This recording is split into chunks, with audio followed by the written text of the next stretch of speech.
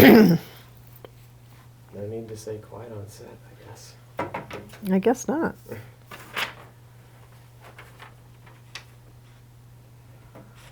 Okay. Scene 19A. Could you start by introducing yourself and telling us a little bit about your experience with Harpswell Coastal Academy? Sure. My name is Elizabeth Davis, and I am one of the original founders of the school. 10 years ago, well, really 11 years ago, before we got our charter, I was part of a group that was working very hard in the community to keep a school in this building. The other school was being closed down, and so I can remember probably about 11 years ago being in a meeting in the town office with the town administrator and a few other community members and John Denieri, who came to sort of pitch the idea of a school, because that's sort of what we were looking for in our community. And we liked what he had to say, and the community really got behind him and got behind the idea and worked really hard to raise money and raise interest. In that first year, it was quite a bit of work to get the students we needed for the first year. We began with a 6th grade and a 9th grade, those 2 grades. And it was just 10 years ago last week that the school received its charter, and we were the very first charter school in Maine. So it was a pretty big, it was a pretty big deal. It was a very big deal. And I did a lot of fundraising and a lot of just community engagement work, I guess I'd say. Were there any particular feelings that you felt, like pressure or nervousness of being the first charter school in Maine? I think we were just really excited that there was an opportunity to keep a school in Harpswell.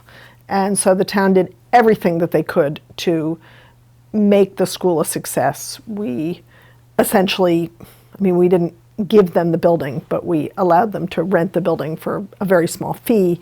And then when it came clear, sort of 2-3 years in, that this was going to continue, we arranged for the town to be able to purchase the building at $10,000 a year.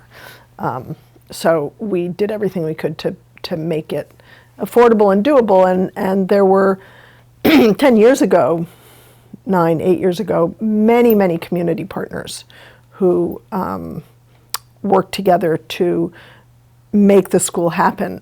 We didn't even initially have a 501(c), so we had a community fiscal sponsor in Holbrook's Foundation. We were very closely linked with the fishing community, and we did a lot of our fundraising with them. What was it like working at HCA during this time? I only started working at the school about 6 months ago. So my initial connection to it was as a parent. My daughter was one of the first students here. She attended as a 6th grader and a 7th grader. So that was really my connection, was initially as a founder, and then as a parent, I started the first community parent partnership. Could you tell us a little bit more about that partnership? Oh boy. I remember that we met up on the base in the Hannaford Auditorium. We certainly had quite a few students who lived in Harpswell, but we also had quite a few who came from Brunswick, and I think we chose that meeting spot to be more convenient. And we, this was before the pandemic, we always met in person.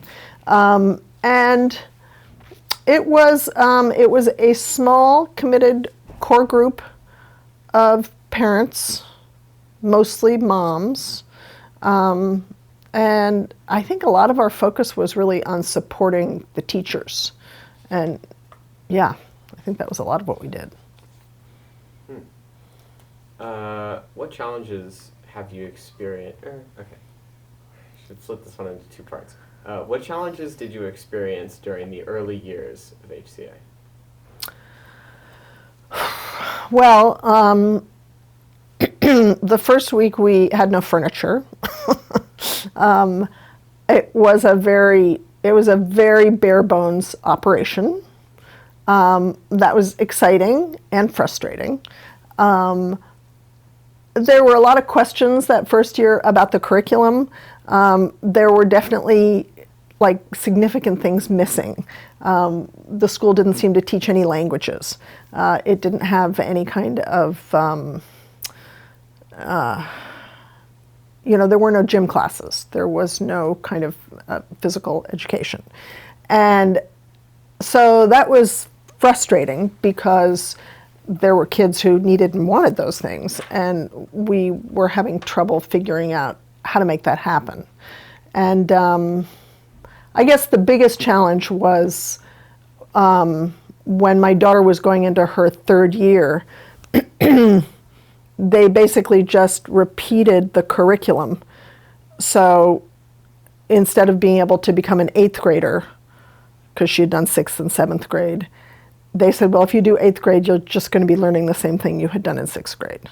So we're going to send you to the next division. And that was frustrating because, of course, who wants to miss 8th grade? I mean, she was ready for 8th grade. So that was when we had to leave the school because the curriculum was so limited. We had done 2 years of marine biology, and it was going to be a 3rd year of marine biology. When the school began, it was very place-based. We spent a lot of time talking about lobster shell disease and green crabs, and kids spent a lot of time in the cove. Not so much anymore.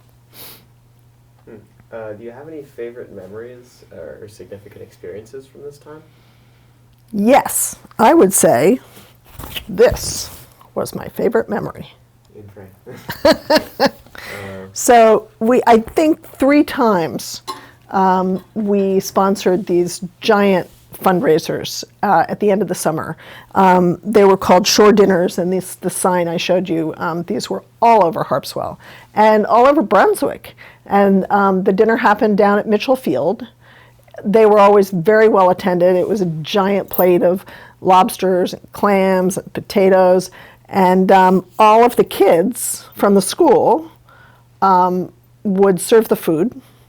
And the other people who were servers were our local fishermen, our local lobstermen, who were the ones who caught the lobsters and donated them for the project. And, tons of people would bake cakes and cookies and pies. And it was just a huge, very joyful, very successful community fundraiser that helped everybody to sort of meet the students, see who they were, and enjoy the best of Harpswell in August.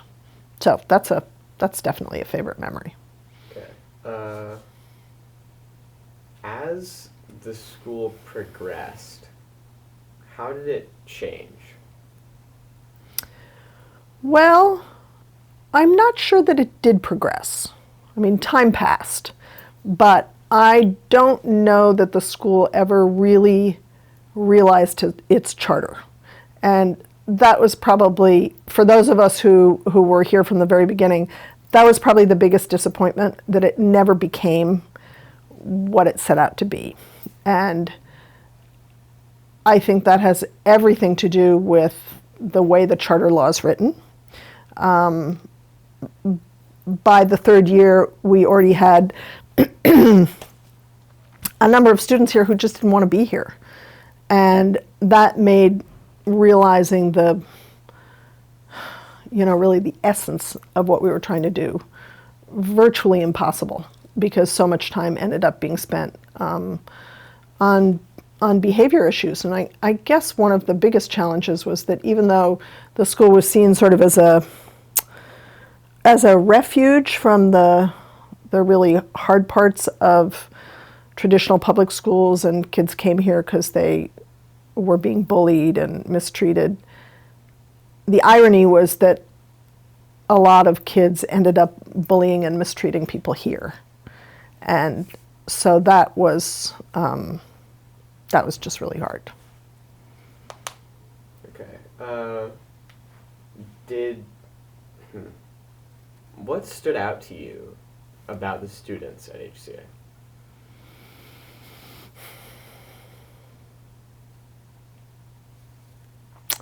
Well, they are all very different. And I'm going to mostly speak about the students I knew in the first 2 years because it's kind of a different cast of characters now. And I guess what I noticed in those first 2 years was that there was an enormous diversity of learning style.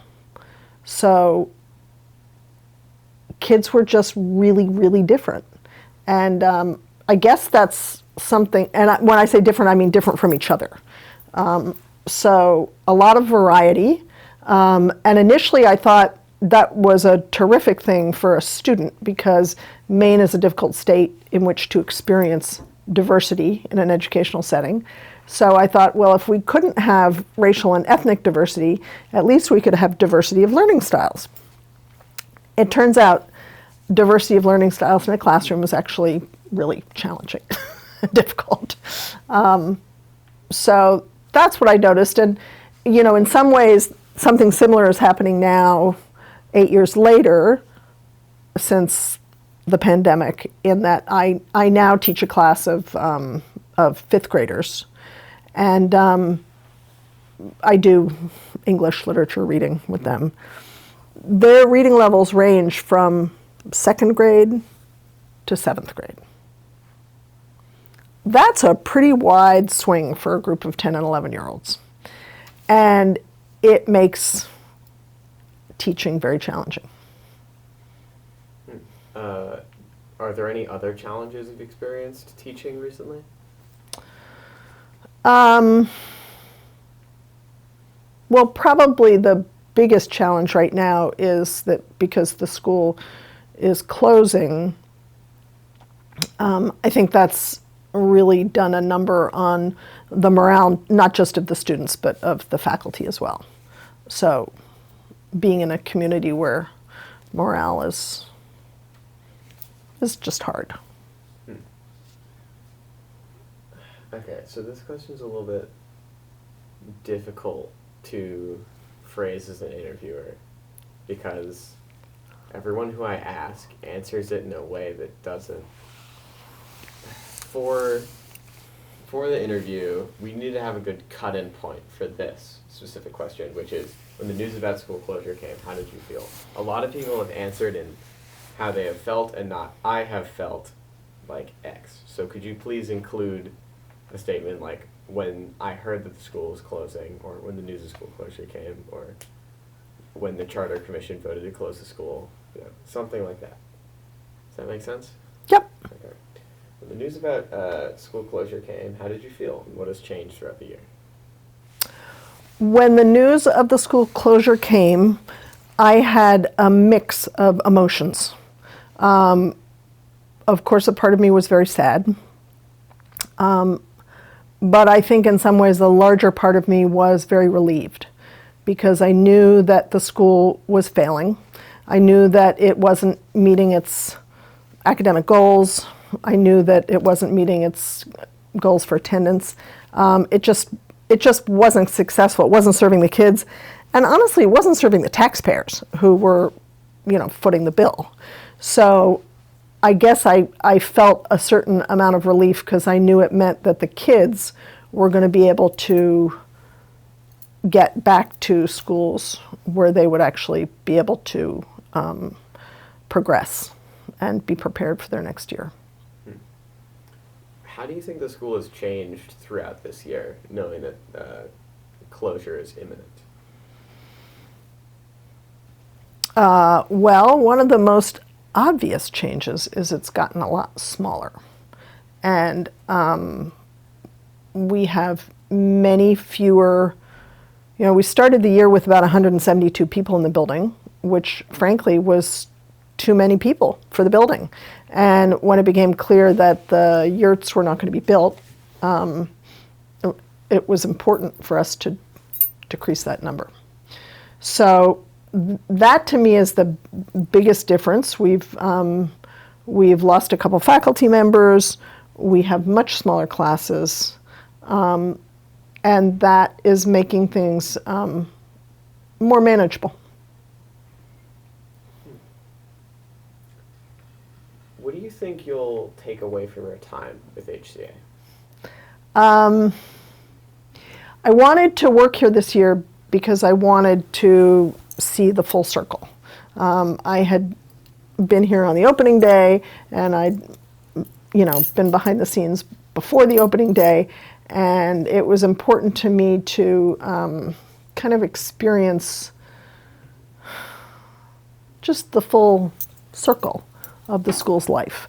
I think what I'll take away from it is a strong understanding of the power of community to make something happen. The town was really committed to this project, and money was raised and a building was found, and it was really a lovely partnership. So I guess what I take away from it is the knowledge that even though this school will leave the community, we have within us the ability to make other things happen. Okay. What do you hope people who watch this documentary will take away in regards to our school?